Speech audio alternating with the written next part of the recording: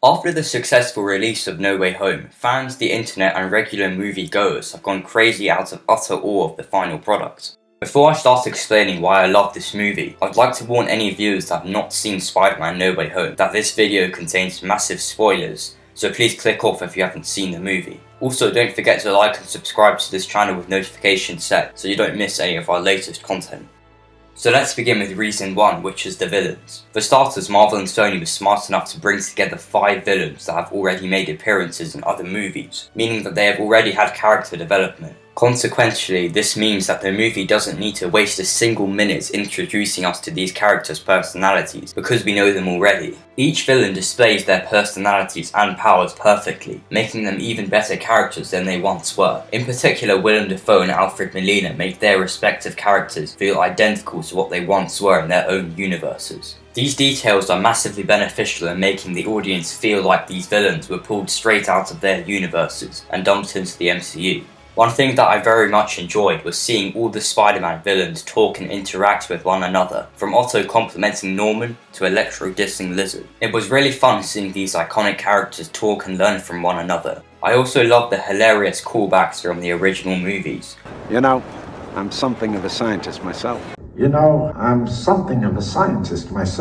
And that's far from the only one, because there's much more that I really enjoyed. While every villain was indeed a joy to watch, the 2 biggest standouts were definitely Green Goblin and Dr. Octopus. Doc Ock was first introduced with an amazing fast-paced action scene between him and Tom Holland's Spider-Man. Like in Spider-Man 2, his tentacles were used in very creative ways that really helped boost these action scenes to their peak. One part that I really liked was when Tom's Spider-Man gets out his 4 extra arms and Doc Ock says, "Looks like we got competition." And they both go into close combat. But the real great thing about Doc Ock is how top-notch Alfred Molina's performance is as the villain, to the point where he feels like the exact same character as he was back in Spider-Man 2.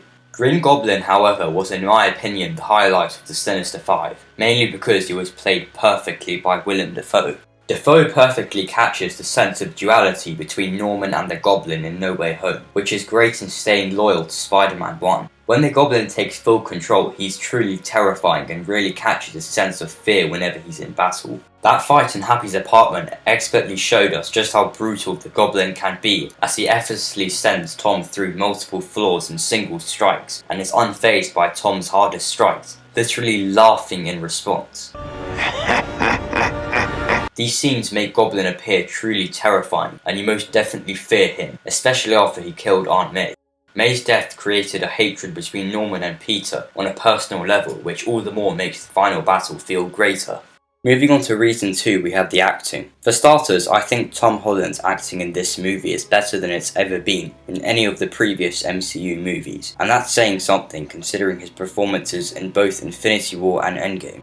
When Peter's identity is revealed, Tom gives a very convincing and plausible performance on Peter's inner feelings about his problems. And even better, when Aunt May dies, Tom really gives it his all and truly shows us how great of an actor he is, and you really see Peter's pain through Tom's acting. Benedict Cumberbatch, like always, plays Doctor Strange really well, and very perfectly captures Strange's sarcastic, annoyed personality, which is very entertaining to watch, especially when he's having to deal with Peter's issues. Like in their original movies, Toby and Andrew played their characters amazingly, in particular Andrew, who I thought was on par with how good he was in The Amazing Spider-Man 1 and 2. Example, whenever there is a reference towards Gwen, Andrew almost perfectly embodies the sad, somber state he left off with in The Amazing Spider-Man 2, the one of guilt and regret of not saving his love in time. Most notably is when he cries after saving MJ in a parallel way to how he failed to save Gwen. Toby too had an emotional scene where talking about Uncle Ben, and the acting there was once again pinpoint perfect, or at least close to perfect. All of the Sinister Five are played perfectly by their actors, the main standout obviously being Willem Dafoe as the Goblin. Dafoe's acting as the Green Goblin in the original Raimi trilogy and No Way Home is nothing but phenomenal. The way he can quickly change from an innocent scientist to a terrifying monster really boosts his character from a mildly good villain to a truly great one. Dafoe's acting is also convincing that he manages to successfully convince you that Norman is an innocent man who is a victim to the Goblin, which helps in making him feel more relatable. His sinister looking faces and wicked cackles are yet more reasons why this is such a beloved villain. Moving on to reason 3, we have the 3 Spider-Men. By far the biggest delight of this movie was watching Tobey, Andrew and Tom, the three Spider-Men of the century, meet up together for the first time in a live-action Spider-Verse movie and work together to battle their original foes. Now I know we all basically knew this would happen, but it's still honestly so unbelievably unreal how we actually got this, and when Tobey and Andrew walked through those portals, it was literally endgame level excitement. One of the most entertaining moments in No Way Home was simply just seeing Tobey, Andrew and Tom just talk about Spider-Man stuff with one another, such as girlfriends, villains, best friends and that hilarious scene about Tobey's webs.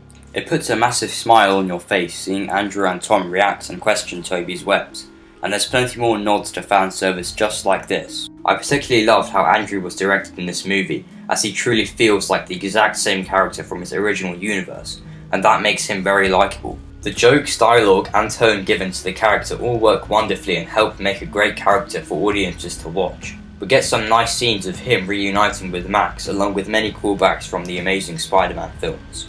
Like Andrew, Tobey too was directed very well, and I like the moral lessons he gives to Tom Spider-Man, such as talking about revenge on Uncle Ben. In particular, I love the scene where Tom is about to kill Goblin, but Tobey steps in and blocks the glider. Tobey's sincere facial expression in that scene is telling a whole story in itself, and after Goblin stabs Tobey, I was actually fearing he'd die, just like Aunt May did.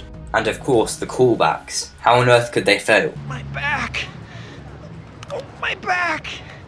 Oh, my back. It's kind of stiff from all the swinging. Another thing I liked about Tobey in this film was that his intelligence was actually demonstrated better than in his own movies, as we get to see him making cures for Goblin and the other villains with little resources. In the Raimi trilogy, we know Tobey's a smart guy, but we have never seen it beyond science talks with Otto and Norman.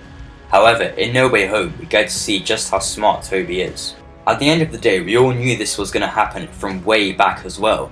However, actually seeing it happen on screen rather than just talking about it online brings for a once-in-a-lifetime experience. So prior to No Way Home, Tom Spider-Man has received lots of criticism due to his interpretation of the character, and while I'm not going to go deep into that, put it simply, some of it is deserved and some of it is not. The most common complaint is that Tom Spider-Man doesn't have any consequences to deal with and relies on Stark Tech, making him Iron Boy Jr.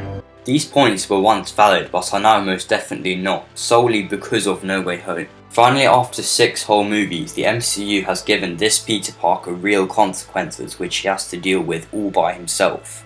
And they actually show his pain and suffering on screen in a really effective and emotional way. In Far From Home we got a little moment of Peter breaking down due to Tony Stark's death, but other than that we hardly ever got to see any troubles or consequences in Peter's life. But from that opening scene in No Way Home where Peter's identity was revealed, as well as him losing his Aunt May, it's undeniable that the MCU Spider-Man now has a very hard life and he's got to deal with the consequences. Even Ned and MJ are suffering because of his identity, and this adds to a lot of stress for the character, which is very accurate for Spider-Man.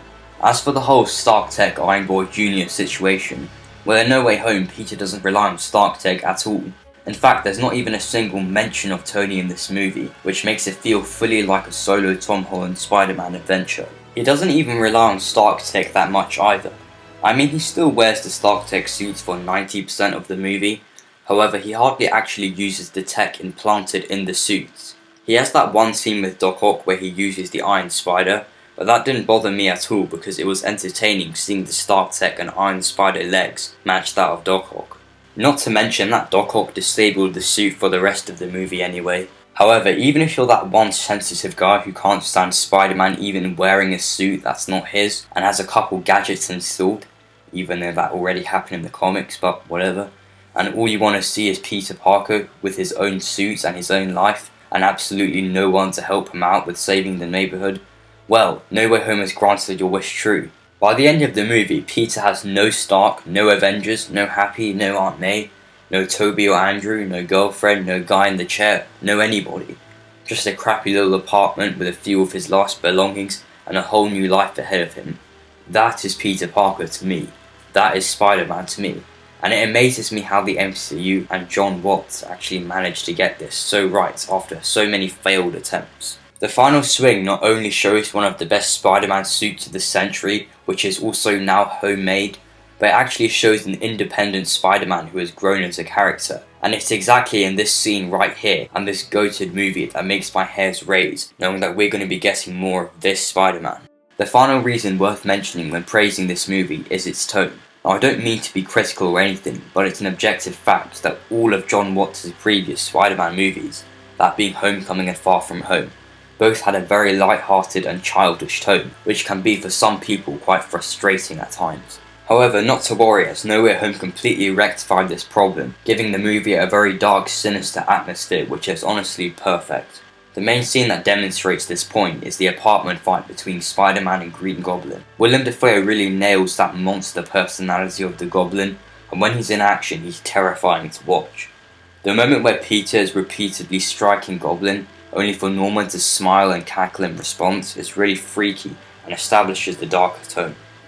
Norman choking Peter while trash-talking him with his evil voice is also pretty distressing, especially when you take into account the wide smile on his face. Aunt May's death was also quite disturbing, and Peter's cries really add to this. And when Peter takes revenge on Goblin, it's here where you really get to see how dark Marvel can be. Peter is repeatedly punching Norman in the face with the intention to kill, and he's doing this with his two friends watching, one of them being his girlfriend, as well as Toby and Andrew all witnessing. These small details really elevate the scene to its darkest, not to mention that Tom was literally going to kill Goblin using the blades from his glider. I'd like to mention the great choice of music used to accompany the scenes, as they really help in making the darker tone.